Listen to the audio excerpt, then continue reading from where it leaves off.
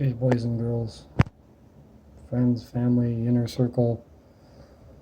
Yeah, don't worry. Jam my finger, so no golf for a few days.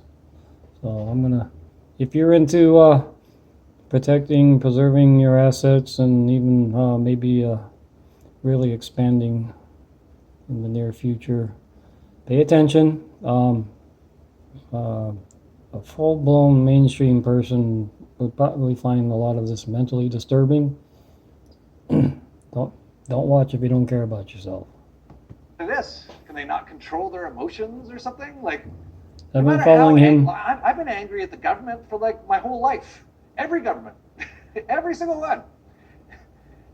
Do I go and destroy my town's businesses? No. It's a very, it's not only a I've been following mindset, Jeff for sort of like about 4 years now. mindset. It's He's sort of normally a at belief least about 80% if someone has correct. something, then you automatically have less. It's that kind of a belief that I think a lot of these people have. And they're going to learn the hard way. Man, South Africa, I don't know what's going to happen there. That's getting crazy. And, you know, talking about genocide, it looks like they're full on doing it. Here's a politician, surprise, surprise, in South Africa, telling people to go into Indian and white neighborhoods, kill them, and burn their houses down. Once you are done with that looting, go to Indian areas, not me saying that, I'm saying the court says that. Go to Indian communities, go there and kill Indians and burn their houses. Go to white areas, go there once you are done with looting, go there and kill white community, then and burn their houses. Then that code has landed to our ears. Yeah, that's not gonna be good. It's too bad. I remember looking 20 years ago at South Africa. I looked at like the nightclubs and pictures, photos of like the nicest discos. So many beautiful South African girls, and it looked fun. I don't think it's gonna be like that for a while. We'll see what happens. And all kinds of crazy stuff, like just people looting, which is, you know, I guess if you're starving, but I doubt they're starving. If they are starving, I could totally understand. Everyone just grab as much, you know, food as you can so you can eat, right? But I'm not sure that's the case. If that is the case, then it's like even worse than I thought. But just looting, like a lot of these places are like stores, like with shoes and stuff.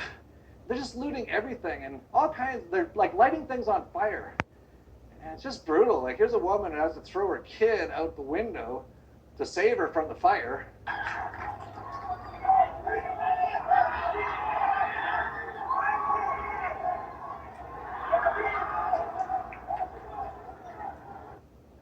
And maybe it is that they actually have no food, which is kind of sad. They live in a place where everyone can grow food. It's everything humans do is so sad all the time. Like, I'm pretty sure in South Africa everyone can plant like a garden. There you go. But maybe they are running out of food, and it's crazy. Like here's a queue for food in Durban, South Africa. There are very worrying reports now of this becoming, of a racial element being introduced into this. There's an Indian community that live just outside of Durban, where Jacob Zuma is from, and there have been a number of reports that are fanning the flames of racial tension and violence there. And what you start to see is some of the echoes of, you know, critical race theory and the woke agenda that have proliferated all over the world. We're paying the price now for big tech and Facebook and all these people who are able to really set the agenda in any country that they want. So yeah, I don't know. It looks a lot like District 9. It's actually one of my favorite movies. If you haven't seen it, check it out. It's called District 9. It's about aliens crash landing in South Africa. And they're all sick and they're all bad health or something. So they put them into a district called District 9, and it turns into this total ghetto, and it's totally hilarious. But that's what South Africa looks like now. It's pretty amazing.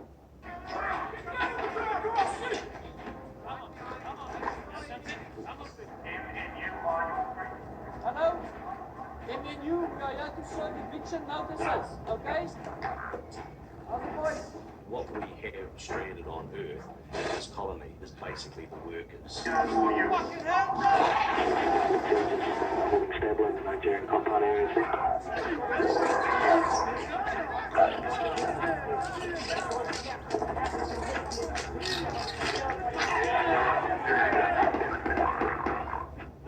some, there's crime. And District 9 was no exception. And if you're sitting there thinking, oh, Cuba, South Africa, that's not going to happen, in the US or Canada. Well, it might not happen exactly like that, but there's going to be crazy ass stuff going on, especially as we enter the hyperinflation and famines. And here's, Janet Yellen, she's still alive, I can't believe it. Yellen sees several more months of rapid inflation before easing. Treasury Secretary Janet Yellen cautioned Thursday that prices could continue to rise for several more months, though she expects the recent startling inflation run to ease over time. Sure, we'll have several more months of rapid inflation. So I'm not saying that this is a one-month phenomenon, but I think over the medium term we'll see inflation decline back towards normal levels. But of course we have to keep a careful eye on it. The Consumer Price Index, which measures costs for a wide range of items, increased 5.4% in June, in 1 month, the fastest pace in nearly 13 years. Excluding food and energy, the gauge rose 4.5%, the fastest acceleration in nearly 30 years. Prices that goods and service producers receive for their products jumped 7%, a record for data going back to 2010. And that's the Consumer Price Index, which is total BS number. You actually can't, no one knows this. They don't teach anyone real economics. Like if you want to know real economics, look into Austrian economics. Go to the Mises Institute. If you're a young guy, if you really want to learn this stuff, that's one of the only places you can learn this stuff. And you can't even do a consumer price index. It's ridiculous. You're going to add up all the prices of everything in an economy. So like if I paid someone $5 to give Lucy a haircut right now, or a cleaner, that would go into the price index, right? So you add up all these numbers and you just come up with a giant number. Then you divide it by the amount of products. It makes no sense. It's a total BS. It's total government BS. And on top of that, they totally manage it. So if eggs go up too much in price, and they have eggs in the consumer price index, they'll actually put like lower quality eggs into the index. So when they say it's up 5%, it's probably up 15 to 20%. Once you start getting close to 50%, there's no actual definition of hyperinflation really, but once you get like 50 to 100% a year, that's basically hyperinflation. And then people start actually buying everything because they think it's going to go up so much in price. And because of that, the prices go up even higher. And central banks just keep printing because they're like, oh, the people need more money. And then you go into hyperinflation. And that's what we had in Zimbabwe, Venezuela, so many places. And it's going to happen all over the place, including in the US. Let's go to the CNN to get the real news. Communist News Network. Inflation is healthy, but the neo-Nazi alt-right are upset about it. Yeah, so at first, Janet Yellen said there is no inflation. Then she said there's inflation, but it's transitory. And now that it's skyrocketing, they say it's good.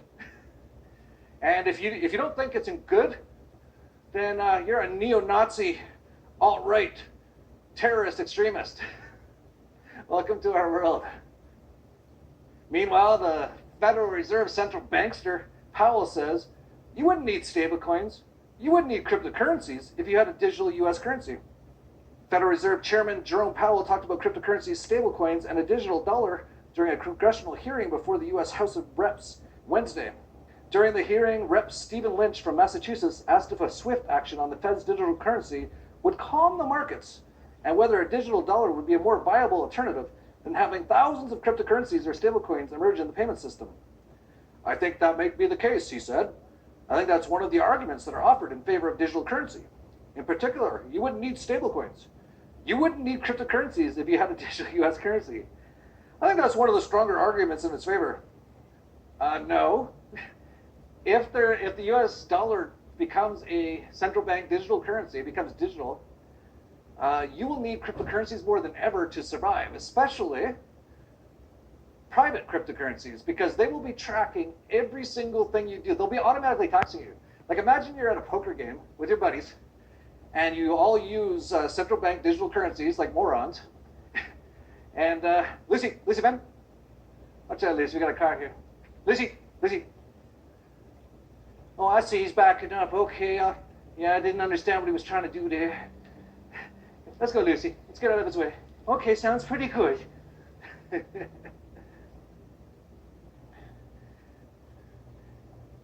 So imagine you're at a poker game with your buddies, and you're all brainwashed tax slaves, and you all use Federal Reserve digital currency. So one guy wins $1,000 at the end of the night, everyone else loses $200, right? You go to transfer it, everyone's transferring $200, and then he ends up with $600 when it was supposed to be 1,000. It would automatically be taxed because he'd have to actually put in what it was for.